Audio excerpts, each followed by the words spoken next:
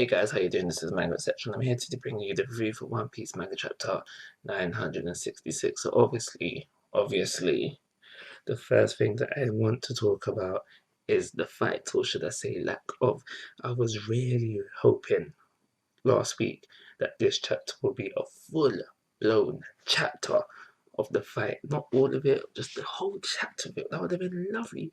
We are sleeping on some serious potential filler material right here, so but I don't need it to be canon filler, so I need Oda to tell somebody how exactly this 3 day and 3 night fight went down because I want to see it. I want to see it. We need it. There's so much potential fights that we could have had within that in that thing, like in this chapter right here. Obviously, Gold Roger versus Whitebeard, but I wanted to see Shanks versus Marco because that was kind of hinted at. So I wanted to see that as well. Obviously, we could have thrown in Shanks versus Blackbeard in there as well. We know that they're gonna fight later on, but yeah, this chapter, this fight was slept on. I'm really disappointed about that.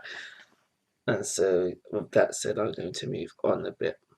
So we have Gold Roger versus Whitebeard in this fight, and it's obviously, everything that in these class in this chapter is from Odin's perspective, and we see him impressed by their fight, and we actually see them like clashing. They clash once within the chapter, but their clash is so far apart. And now I personally think that that is a mixture of everything, like all the hackies, definitely conquerors, that's without a doubt. But the way that you can see the weapons and like the black stuff rippling off of it, and just the distance between how much the distance of where they're clashing, I think that that's Goken in there as well. So advanced argument, you can't tell if they're using advanced observation as well. But I'm guessing this is Whitebeard and Gold Roger we're talking about, so everything got to be advanced to them. So that's what I think was going on there. So we find out that they was fighting for 3 days and 3 nights. And now I think this was non-stop. Maybe not everybody stayed up for the 3 days and 3 nights, but I definitely think that the majority of the people, they were up for the 3 days and the 3 nights. And the reason why I think this is because of what Buggy said later on, which I am going to touch upon. So 3 days, 3 nights for a fight, and then they had, I think it was a 4 day truce where they're like, yeah, let's party, you have some beer, you have this, blah blah blah blah. But it's during this time where we have a shot of the apprentices.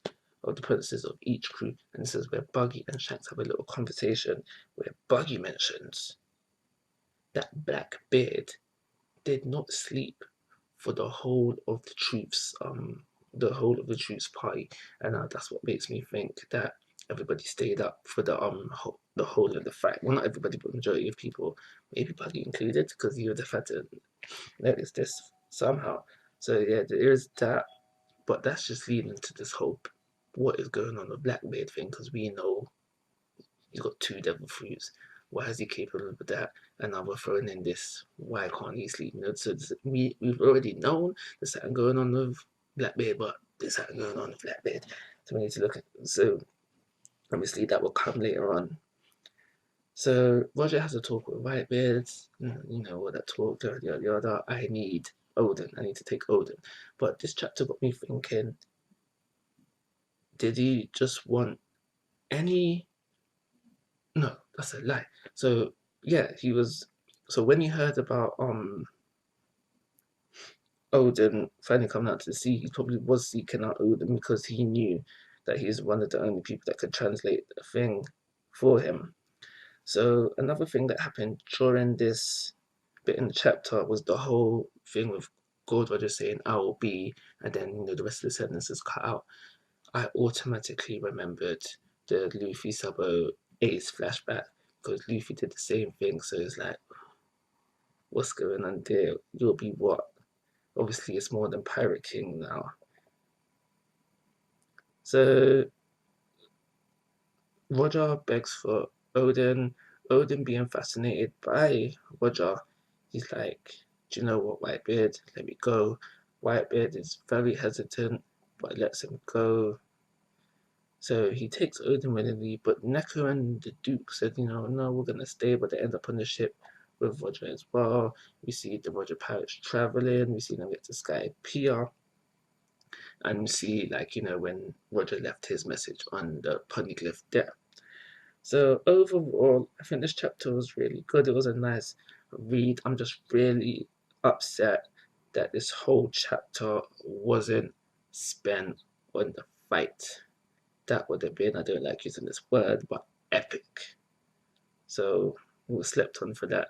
But I feel like I could give this chapter a 4-star rating, and I'm gonna call it a review like always, guys. I'm asking for your thoughts and opinions. If you haven't already, please go to my YouTube channel. But most importantly, take care. Have a nice day.